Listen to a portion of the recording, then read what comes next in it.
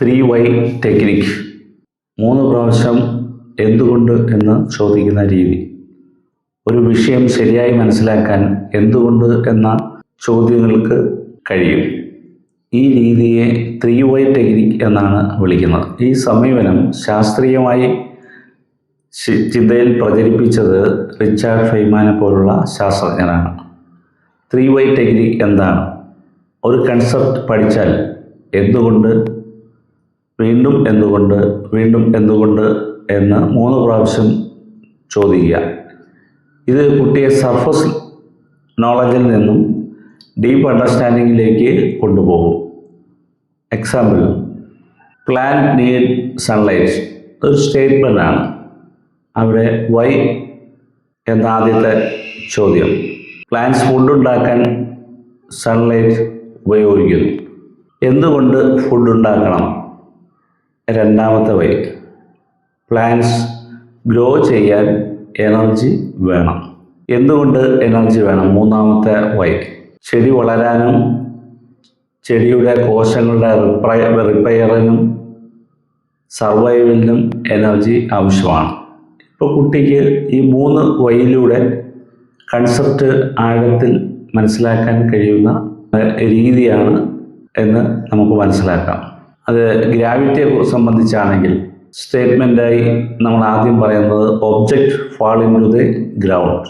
ആദ്യത്തെ വൈ എന്തുകൊണ്ട്? എർത്ത് അവയെ വലിക്കുന്നു. എന്തുകൊണ്ട് എർത്ത് വലിക്കുന്നു? രണ്ടാമത്തെ വൈ. എർത്തിന് ഗ്രാവിറ്റേഷൻ ഫോഴ്സ് ഉണ്ട്. മൂന്നാമത്തെ എന്തുകൊണ്ട് ഗ്രാവിറ്റേഷൻ ഫോഴ്സ് ഉണ്ട്? മാസ്സുള്ള എല്ലാ വസ്തുക്കൾക്കും അട്രാക്ഷൻ ഫോഴ്സ് ഉണ്ട്. ഇത് കൺസെപ്റ്റ് ലെയർ ബൈ ലെയർ മനസ്സിലാക്കാൻ സഹായിക്കും. അതിൻ്റെ brain science. Repeated why questions ബ്രെയിനിൽ ക്യൂരിയോസിറ്റി വർദ്ധിപ്പിക്കും. ലോജിക്കൽ തിങ്കിങ് വളർത്തും. ഡീപ്പർ ന്യൂറൽ കണക്ഷൻസ് ഉണ്ടാക്കും. ഇത് ക്രിട്ടിക്കൽ തിങ്കിങ് സ്കില്ലിനെ വളർത്തുന്ന ശക്തമായ രീതിയാണ്. അതുകൊണ്ട് പേരൻസ് ചെയ്യേണ്ടത് സ്റ്റഡി കഴിഞ്ഞാൽ ചോദിക്കുക. ഇത് എന്തുകൊണ്ട് സംഭവിക്കുന്നു? അതെന്തുകൊണ്ട്? അതിന് കാരണം എന്താണ്? പക്ഷേ ഇൻട്രോഗേഷൻ പോലെ ആകരുത്. ചോദ്യം ചോദിക്കുന്നത് കോൺവെർസേഷൻ പോലെ കുട്ടിക്ക് ഫീൽ ചെയ്യണം. പകരം ക്വസ്റ്റ്യൻ ചെയ്യുന്ന രീതിയിലാണെങ്കിൽ അതിനോട് കുട്ടി റിപ്പൽ ചെയ്യും, അല്ലെങ്കിൽ കുട്ടിയുടെ ബ്രെയിൻ റിപ്പൽ ചെയ്യും. ക്ലാസ് റൂം ബെനിഫിറ്റ് എന്താണെന്ന് നോക്കാം. നമുക്ക് 3 വൈ ടെക്നിക്ക് ഉപയോഗിച്ചാൽ ക്യൂരിയോസിറ്റി കൾച്ചർ ഉണ്ടാവും, ക്വസ്റ്റ്യനിങ് ഹാബിറ്റ് ഉണ്ടാവും, സയൻറ്റിഫിക് തിങ്കിങ് ഡെവലപ്പ് ചെയ്യും. വളരെ സിമ്പിളായി വീട്ടിൽ കൊടുക്കാവുന്ന ഒരു ആക്ടിവിറ്റി.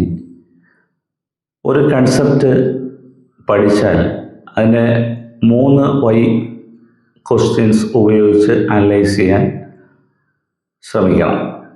അതുപോലെ ഡിസ്കഷൻസ്, അതിനെ സംബന്ധിച്ചുള്ള ഡിസ്കഷൻസ് ഉണ്ടാവണം.